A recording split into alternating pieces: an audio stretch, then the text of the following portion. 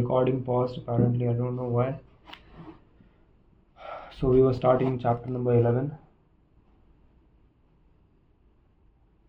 I hope you can see it. I might upload this in 2 parts. So I just wanted to inform because I'll have to edit it again, clip both the videos together, and I don't think I have time for that. So I'll upload 2 separate videos as part 1 and part 2. So this is the part 2. We are starting with chapter number 11. Let's start the timer again. 6 minutes are left. Walk slowly but never backwards. On the first day of class, Jerry Ullsman, a professor at the University of Florida, divided his film photography students into two groups. Everyone on the left side of the classroom, he explained, would be the quantity group. They would be graded solely on the amount of work they produced. On the final day of class, he would tally the number of photos submitted by each student. 100 photos would rate an A, 90 photos a B, 80 photos a C, and so on. Meanwhile, everyone in the right side of the room will be in the quality group.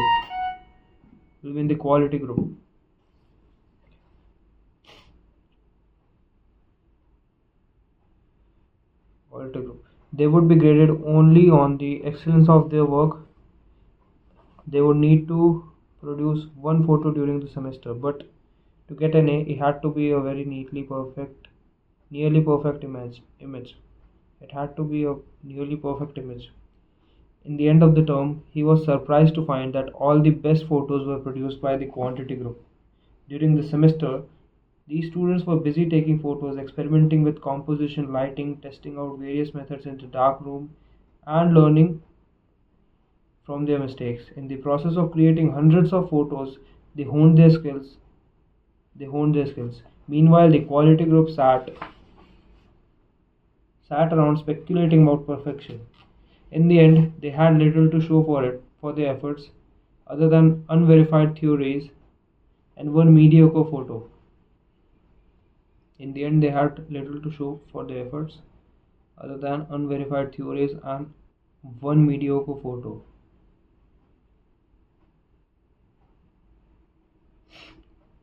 It is easy to get bogged down trying to find optimal plan for a change, the fastest way to lose weight, the best program to build muscle, the perfect idea for a side hustle. We are so focused on figuring out the best approach that we never get around to take action. As Voltaire once wrote, the best is the enemy of the good. The best is the enemy of the good. I refer this to as difference between being in motion and taking action. Being in motion and taking action. These 2 ideas sound similar, but they are not the same. When you are in motion, you are planning and strategizing and learning. Those are all good things, but they don't produce a result. Action, on the other hand, is the type of behavior that will deliver an outcome. If I outline 20 ideas for an article I want to write, that's motion. If I actually sit down and write an article, that's action. If I search for a better diet plan and read a few books on that topic, that's motion. If I actually eat a healthy meal, that's action. Sometimes motion is useful, but it will never help produce an outcome by itself. Never help produce an outcome by itself. It doesn't mean how many times you go talk to the personal trainer, that motion will never get you in shape. Only the action of working out will get you the results you are looking to achieve. If motion doesn't lead to results, why do we do it? Sometimes we do it because we actually need a plan to learn more. We actually need to plan or learn more, but more often than not, we do it because motion allows us to feel like we are making progress without running the risk of failure. Most of us are experts at avoiding criticism. It doesn't feel good to fail or to be judged publicly, so we tend to avoid situations where that might happen. And that's a big reason. And And that's the biggest reason why you slip into motion rather than taking action. You want to delay failure. It's easy to be in the motion and convince yourself that you are still making progress. You think I've got conversation going with four potential clients right now. This is good. We are moving into the right direction. Or I brainstormed some ideas for that book I want to write. This is coming together. Motions makes you feel like you are getting things done, but really you are just preparing to get things done. Get something done. When preparing When preparation becomes a form of procrastination, you need to change something. You don't want to be merely planning, you want to be practicing. If you want to master a habit, the key is to start with repetition, not perfection. You don't need to map out every feature of a new habit. You just need to practice it. This is the first takeaway of the third law. You just need to get your reps in. So time is over, guys. Yeah, it's over. We read up to page number 143. We have to start from how long does it actually take to form a new habit. See, I hope you can see it. Yes, you might be able to see it. We have to start from here.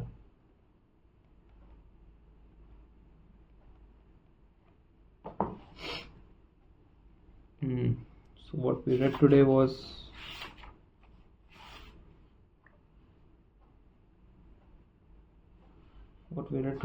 how can we reprogram our brains to enjoy hard habits. That is by what was that? By creating a motivational ritual in which you perform the habit you like immediately before doing a difficult habit. That's very similar to habit stacking.